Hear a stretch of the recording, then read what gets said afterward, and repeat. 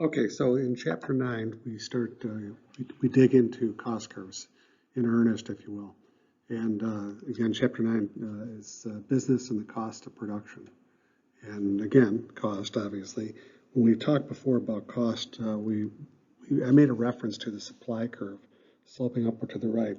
Cost curves behave in a very, very similar manner in terms of what that supply curve represents. Two different things, right? One was the profit motive, and the second was that it also indicates, or is an indicator of representing rather increasing cost, increasing opportunity costs associated with the production. And to go backward and kind of encapsulate it, we were talking about our production possibility curve or frontier, where on the y-axis we had the vertical axis, we had consumer goods or capital goods, doesn't matter. And on the x-axis, we had the opposite. So y-axis, vertical axis, we had consumer goods. And on the x-axis, the horizontal axis, we had capital goods. And the production possibility curve was bowed outward, concave. And those different areas along there, the reason it was bowed outward was because it represented what? Opportunity cost. So if you want to produce more capital goods, you would end up, it would come at the price of what? Producing fewer consumer goods. So that's what the cost curve, that's what these cost curves are kind of based upon when we talk about that supply curve and we talk about this whole idea of production possibility curve or frontier. This is what's kind of behind all that are these costs. So at any rate, in the short run, and we'll get into what these definitions are going forward. Some costs are fixed and some costs are variable. Fixed costs are just that, they do not change. These are like upfront costs, and there's another expression called sunk cost. Sunk costs are irretrievable. Once you spend it, you can't get it back. Once you buy that production facility, you have to, in order to get rid of it, you have to sell it. In other words, there's nothing you can do about it. You own it.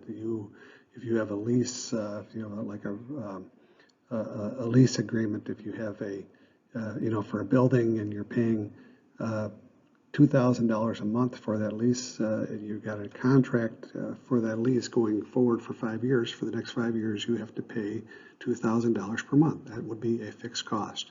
As opposed to variable cost change, or the total variable cost, it's accumulated over time. Meaning, so if you're talking about labor or anything, any kind of variable cost type in a situation, but labor is a good example. Labor, the more labor you put in, the more it's going to cost you. The more labor that's consumed, the more it's going to cost kind of going forward. This is as opposed to that concept of fixed cost where it does not change. Variable cost continues to grow with increased production. And so there's an expression in economics in the long run, all costs become variable. And this happens to be the case because if you think about it in terms of fixed cost and variable cost, fixed cost does not change. Variable cost increases, continues to increase over time. And at some point, that variable cost is going to, presumably, is going to overtake that fixed cost. So if you've got, doesn't matter, you've got $50,000 of fixed cost and you're producing, it doesn't matter, your variable cost is $10 per unit and you produce 100 units, then you have $1,000 worth of variable cost in total. And continuing on, to the point where you overwhelm that fixed cost in total. There's another way of looking at it, and we'll talk about that going forward, and that's when we look at these average costs. So onward we go. Okay, so onward we go, and talking about we're moving into the area of cost curves now. So this is chapter 9, of course, wholeheartedly, but also, I believe is also part of chapter 6, but nonetheless, this will wrap it up for the course. The big portion, so kind of bear with me here.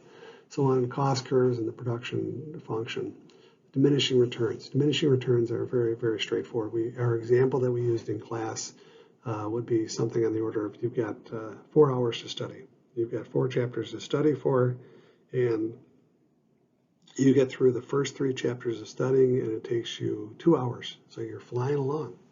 And because your brain is sore, and you're tired of looking at screens, or you're tired of doing stuff, your productivity starts to drop. And so this last chapter takes you the other half. So it takes you 2 hours to complete the last chapter. That's diminishing returns. You're putting more effort or the same effort in, and you're getting a smaller result or a less of a result. So the various inputs. So this is the short run. And when we say the short run, increased production puts pressure on our limited resources. This is, again, very, very straightforward. Our limited resources, that supply curve, remember?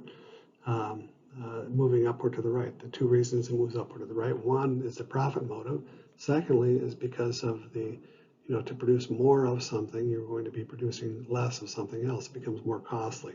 Think in terms of the production possibility curve or frontier. So when we talk about costs, we're looking at cost curves, let's start with variable cost, variable inputs. Variable cost would include such things as like labor, raw materials. If we're talking about actually producing something, the raw materials that go into that, and back to, again, wrapping our head around these elasticity, sensitivity to prices. If we're going to be using more labor, more raw materials, the prices, of course, are going to rise with that. That upward sloping supply curve reflects, again, what we just described before, those increased costs as well as that profit motive. So moving from the short run to the long run, in the long run, we're forced to deal with diminishing returns from the short run. So we're forced to try to deal, when we say deal with those diminishing returns, is we're trying to make a decision as to whether or not we want to continue on the same path, or if, in order to continue along the same path, it's going to take more effort and so on and so forth. So we're expanding the production to the point where you have to ultimately change those fixed cost structures, meaning that you're producing 500 meals a day in a restaurant, and that's the maximum you can do. You're well into the diminishing returns area. Your costs have gone up significantly, but there's a demand for your product. People are waiting in line. So what do? That's when you make a decision to, 1, open up another store, 2, expand the current facility, 3, bring in new equipment. All these things that kind of come into play that are what? These are fixed costs. These are costs that are going to change your cost structure entirely.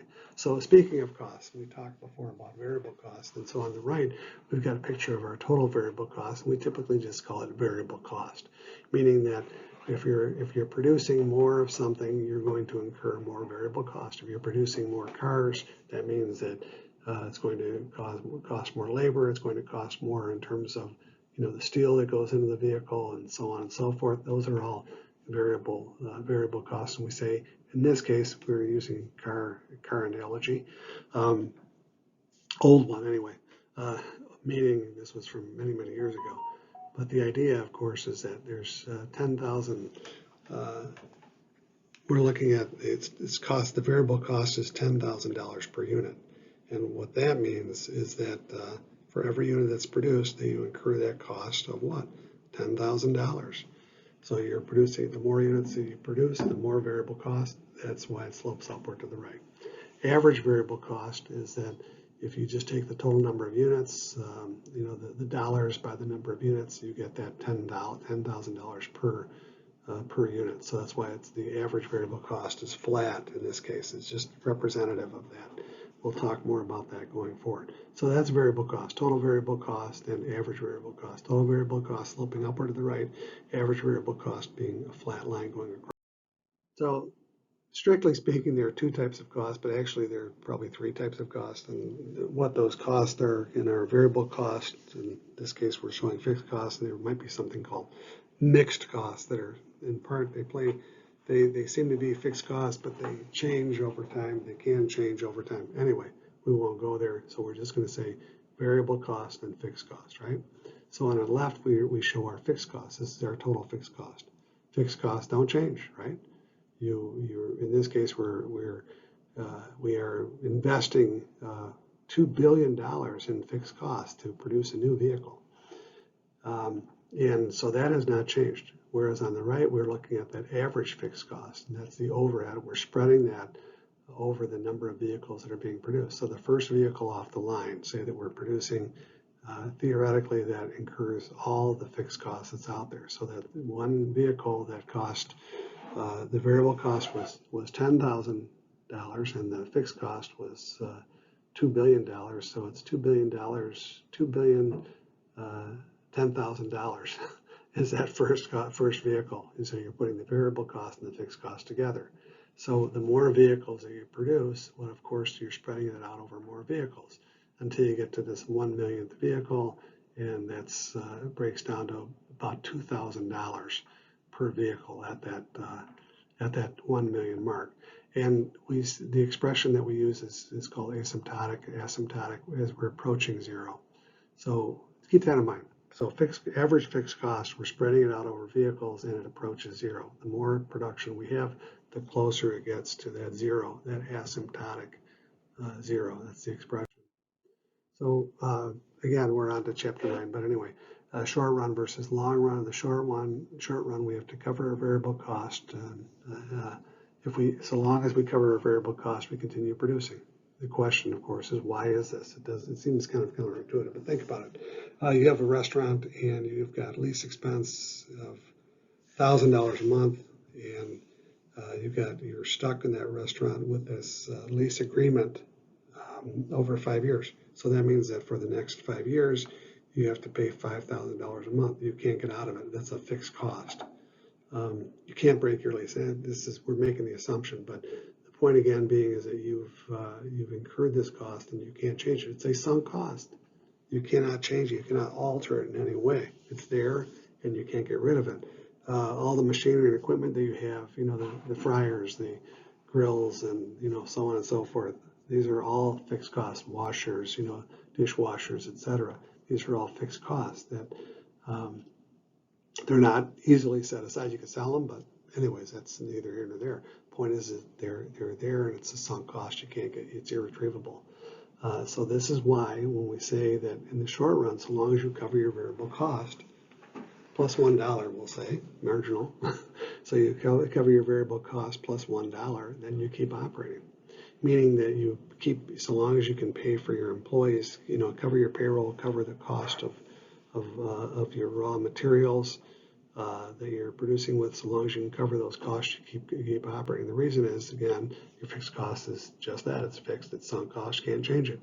And you're hoping that over a period of time, over the next 5 years, your variable cost, you will be able to cover your variable cost. Meaning you'll be able to cover your fixed cost and your variable cost because that is the decisioning point. So the long run, again, is just that. It's a decision to adjust your fixed cost to expand production or to shut down. If you reach the end of that 5-year period and you're still not covering your variable cost, then by all means you should shut your operation down. That's going to be a window of opportunity. And a lot of people don't follow that. They continue on. After that, it's re-up, and they end up with the same problems that they had before. Anyway, it's important that since that average fixed cost is asymptotic in the long run, then, because then when we say asymptotic, it approaches zero. In the long run, all costs, virtually speaking, become variable.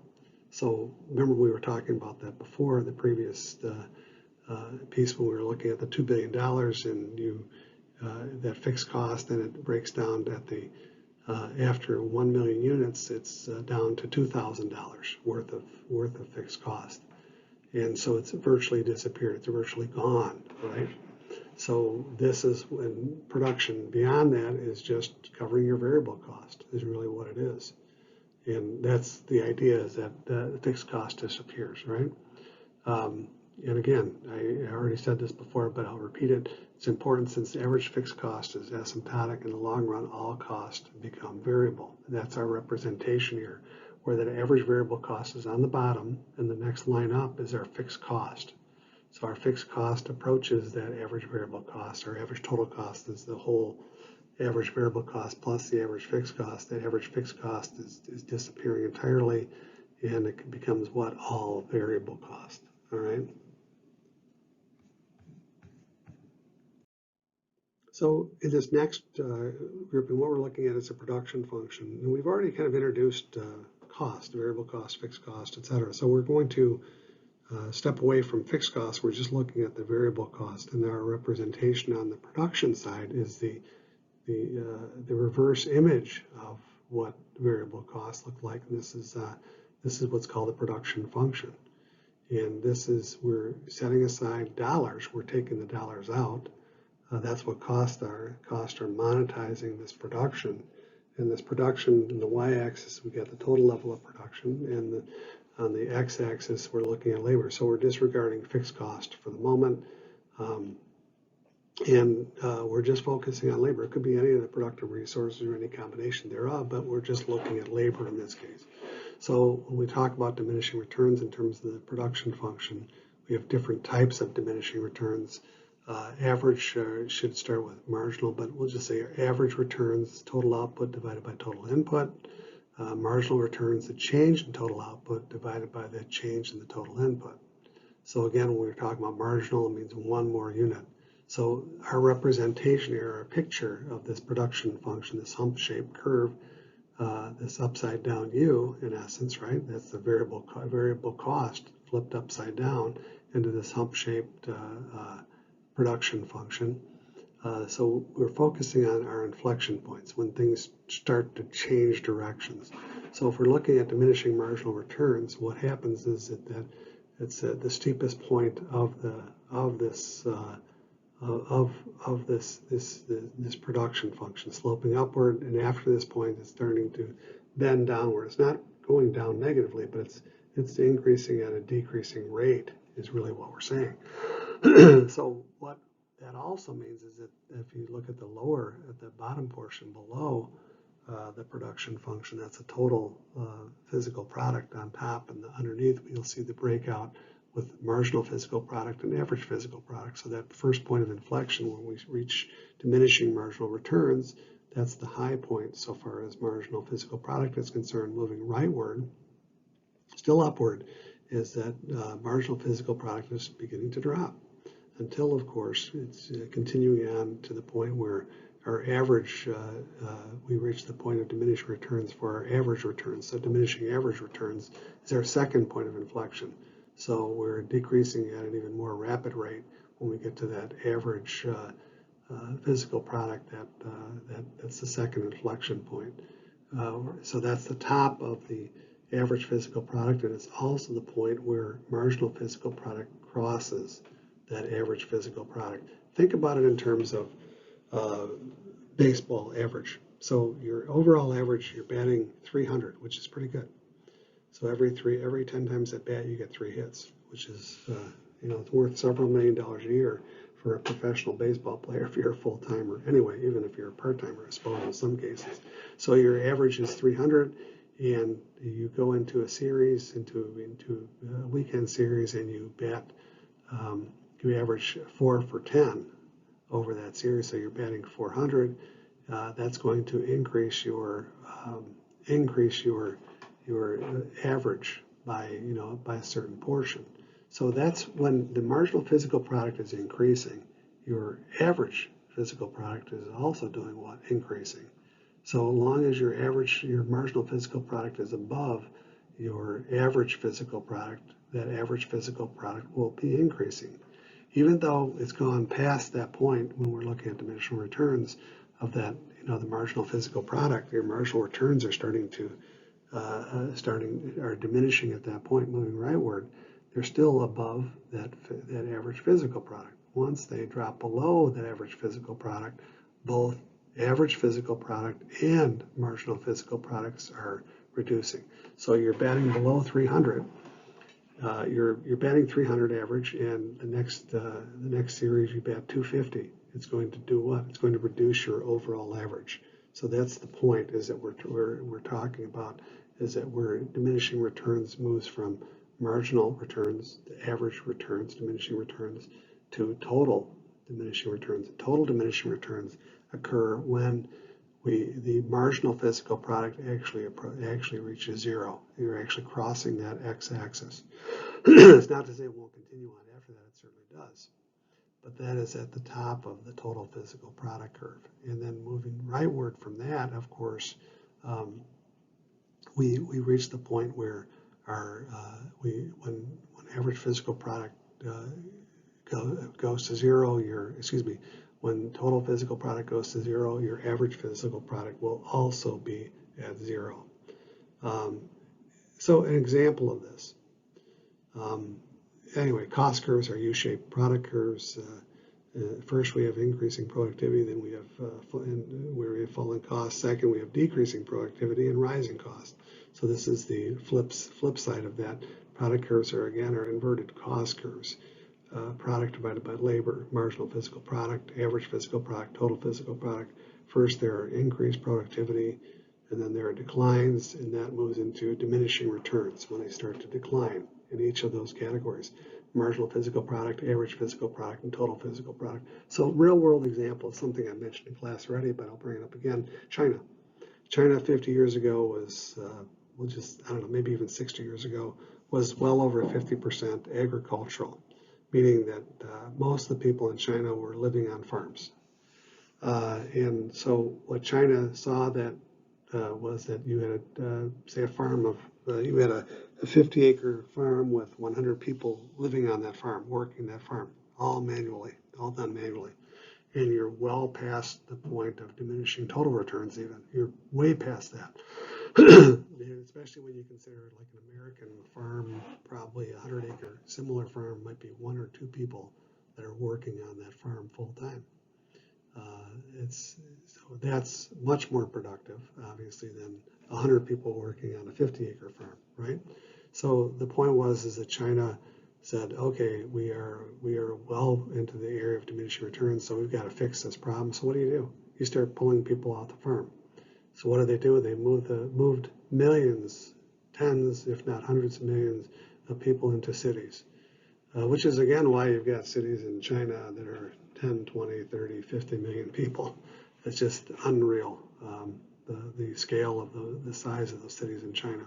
But anyway, their rationale was, and it was pretty accurate. It was brutal what they did, but it was accurate in terms of making the farms more productive by pulling those additional resources, in this case the labor, off the farm. Okay. Anyway, that's a quick example. This is again the production function, which leads again to this to the variable cost curves. Okay, so here's another quickie presentation. We're looking at average physical product and marginal physical product, and here we're looking at the output of hamburgers, the input of labor. So where average physical product is at the maximum, marginal physical product is equal to it. So when that average physical product is at the top, that is where marginal physical product is dropping down through it. So if marginal physical product is greater than average physical product is rising. So if you're batting 300 and that's your average is 300 and you will go 4 for 10, you're going to be what? Marginally, you're increasing. You're driving your average, your total overall average up. So your average physical product would be rising. Marginal physical product is equal to average physical product. That average physical product is at its maximum. So we're talking about continuity, moving in the same direction, moving. It's not like it's going to bounce back up. Marginal physical product is on its way down because we're increasing, the inputs, and it's becoming less efficient. So once we're past that point, when marginal physical product is less than average physical product itself is falling. So if your batting average is 300 and your next time at bat, next series you bat 250 or 25%, then it's going to reduce your batting average overall, right? So again, I said this before, we started out with cost curves and we jumped into the production function, and now we're going back into more deeply again into these cost curves. So cost curves again are the mirror image of those product curves. So U-shaped product curves. Product curves are hump-shaped, and cost curves are U-shaped product curves. So marginal cost. So we've got the 3 components: marginal cost, average cost, and total cost. Oftentimes we don't even say total cost, we just say cost. But at any rate, we'll kind of walk through this. So the cost of inputs divided by the physical product at each level of production, we're monetizing it. We're putting this into dollars. As on the left-hand side, rather than looking at production level, we're looking at dollars. So So we're saying dollars on the y-axis and units, the amount that's actually being produced on the x-axis. The same idea with cost again. The cost of inputs divided by the physical product at each level of production. The same idea with cost inverted. Lower levels of production, we start lower levels of production, we have increasing returns, and eventually we encounter diminishing returns. So with the cost curves, of course, increased returns means that we're actually sloping down. We're reducing our cost. And when we bottom out, so to speak, and continue on to the right, the costs are beginning to rise. So that's diminishing returns territory, right? Where average cost, variable cost at a minimum marginal cost is equal to it. It goes up through it just as it does the flip side when we're talking about the production. The marginal physical product and the average physical product. So marginal cost is less than average variable cost. Average variable cost is rising. Marginal cost is equal to average variable cost. Average variable cost is at a minimum. It's at the bottom. When marginal costs are greater than average variable cost, then average variable costs are rising as well as the marginal costs are continuing to rise as well. You got it? Okay, so moving again in this concept of moving from the short run to the long run, the short run average cost curves and long run average cost curves on the right, we can see the depiction of that, and let's walk through this. So again, this represents a firm with an ability to change plant size to adjust its fixed cost. And remember, moving from the short run to the long run means what? We're adding fixed cost, or we're changing our fixed cost structure, if you will. So the reality is, moving from one short run to the next short run, to the next short run, to the next short run, these are all depictions of that long run average cost curve. But what you'll notice here is that the reason that we continue to stay in business, for one, and the reason that we continue to alter our fixed cost is not just that it wears out, that could be part of it too, but it's also because we're all about what? Reducing our overall cost, our long run average cost. And until we reach that point at the very bottom of this long run average cost curve, where we're moving to the right of that point, we end up with what? Increased cost. So these are diminishing returns. And just as it is with price elasticity of demand, how do we know when we reach that the bottom of this long run average cost curve? The only way we know it is by going beyond it. Marginal analysis. Remember, taking one step beyond that in order to find out when things start to come back up again, when we start running into diminishing returns, when your costs begin to rise. So we're moving, in this case, from economies of scale on the left of the, when your long run average cost curve is falling, to the right where your long run average cost curve is rising. That's diseconomies of scale. And this is oligopoly territory, quite frankly. When you're adding more and you're building, you're growing your firm, you're getting bigger and bigger and bigger. And this is, again, using an auto company, for example. All these different short-run cost curves might be different facilities that you're building, assembly plants, different types of production facilities, adding more production facilities to the mix. And this also, as I'm kind of jumping at here, think oligopoly. You have to be big to compete. The cost of capital, all that fixed capital has to be absorbed. Remember, the biggest barrier to entry to an oligopoly or to monopoly is the dollars that are involved. Not just dollars, of course. There's time, and which is also money as well. But there's a huge, huge cost, and the cost that you incur at these oligopolies, much of those costs, at least at the very beginning, of course, are fixed costs.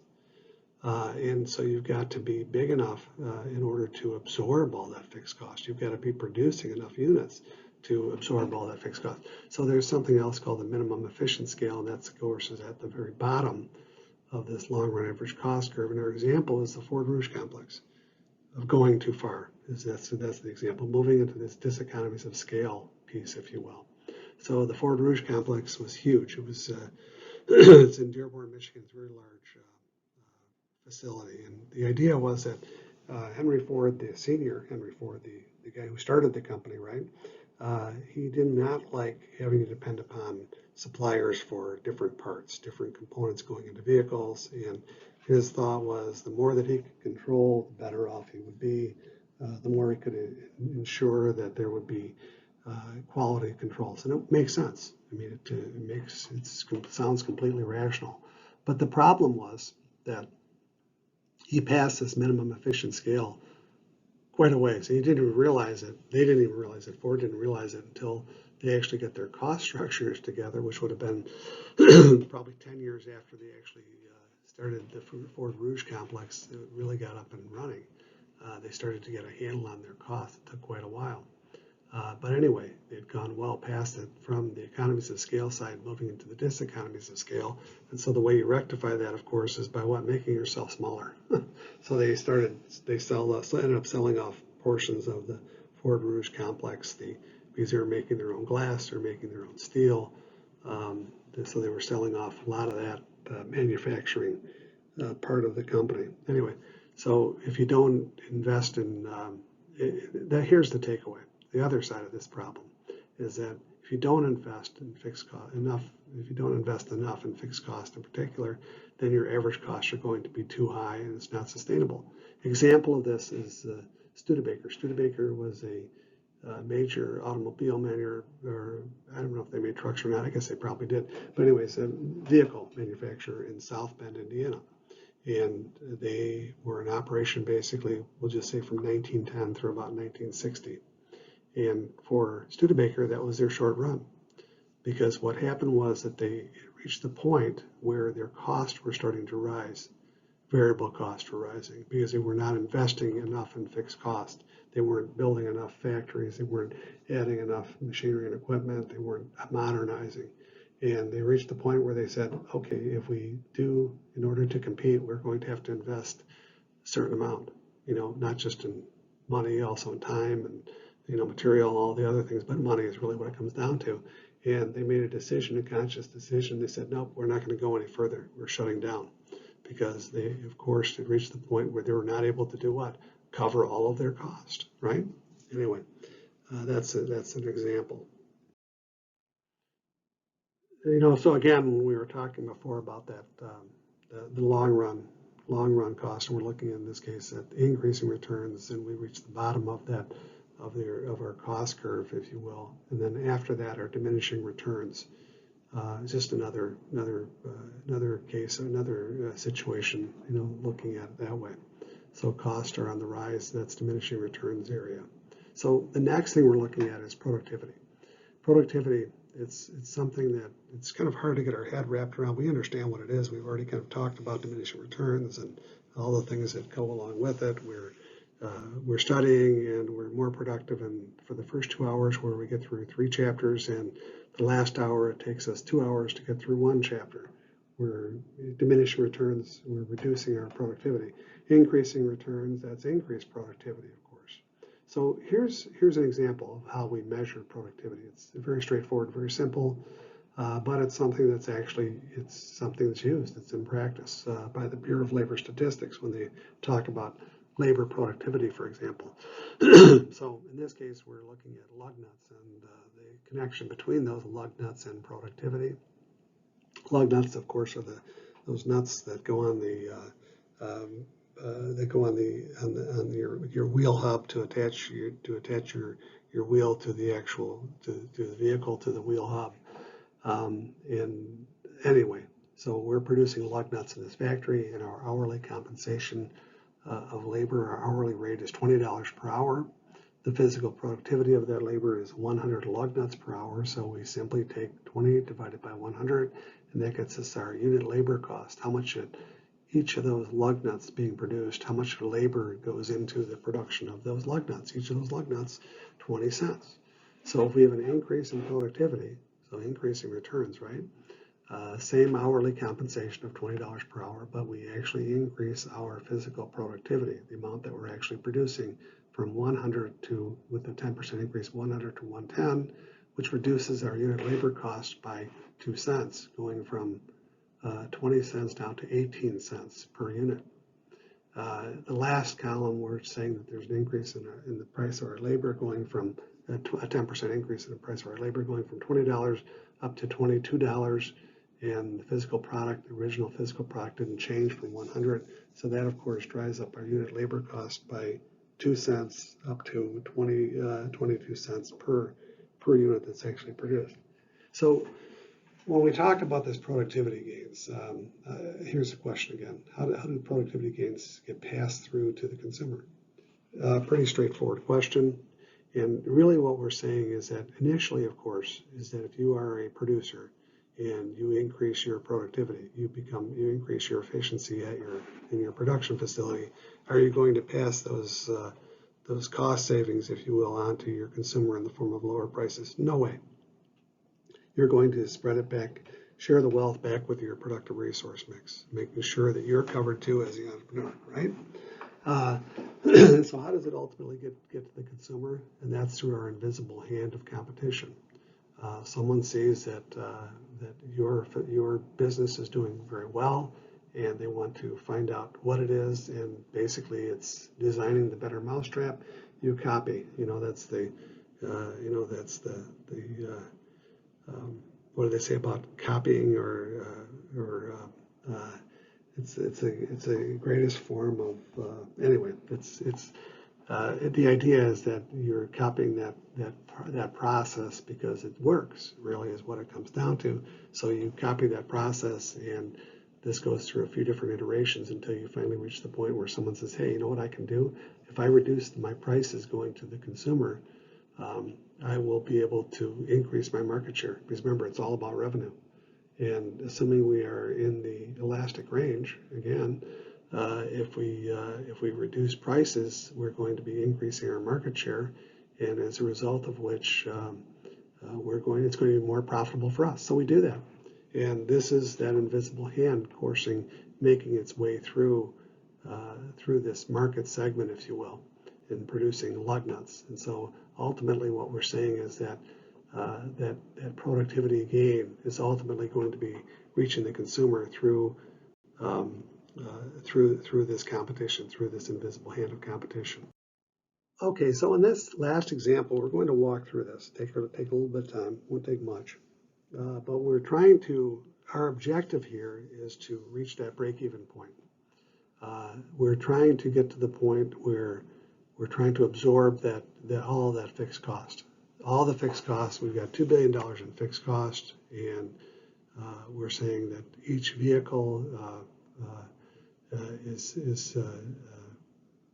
the variable cost for each vehicle is $10,000, and so our objective now again is to cover all of our costs, and we'll make this clear as we kind of go through. So break even is equal on the right hand side, fixed cost plus a variable cost, assuming price at $12,000. We'll get to that, driving to zero profit. So what we'll say, and just let's back up and we can walk through that on the right at the very end. So we've got $2 billion worth of fixed cost to absorb, and our variable cost amounts to $10,000 per vehicle. So let's just say we produce 1 million vehicles. We're producing 1 million vehicles, and our variable cost $10,000 per vehicle. That's if I get this right, $10 billion, correct? So that's $10 billion of variable cost. And we also have what? $2 billion worth of fixed cost. So that gets us, and if we're saying our break-even point is that our break-even dollar, per vehicle point, that is, we're adding our variable cost and our fixed cost, so we need to produce 1 million units, and that would incur $10 billion worth of variable cost and $2 billion worth of fixed cost, and that gets us to our break-even of $12,000 per unit. And when we say break-even, that's zero profit, right? So think about it this way. So if we produce beyond 1 million, let's say we produce another 100,000 units, that would result in an additional profit, because remember, all the fixed cost has been absorbed. It results in an additional profit of $1 million. So this is the takeaway from this is, and you can look through this a few times, but the idea is that our break even again is at 1 million units. Not a big deal there. But the takeaway from this is that you have to produce a lot of units. You've got to produce a lot of vehicles in order to do what? To cover your fixed cost, to absorb all of your fixed cost. After that point in time, assuming you don't have to spend more in fixed cost, or at least minimize a minimal amount, what we're saying after that time, continued production. So moving from the 1 millionth unit, where we absorbed all of our fixed costs, to that next 100,000 units, we end up getting what? All that profit that would be associated with that fixed cost. And so we end up with an additional $1 million worth of profit as a result. All right. Anyway, so absorb all the fixed costs, and then your profitability really takes off. This is kind of the takeaway. So you've got variable cost, fixed cost. Variable cost is going to continue. The fixed cost is going to be absorbed until it turns into what? Zero, virtually speaking. Anyway, that's it.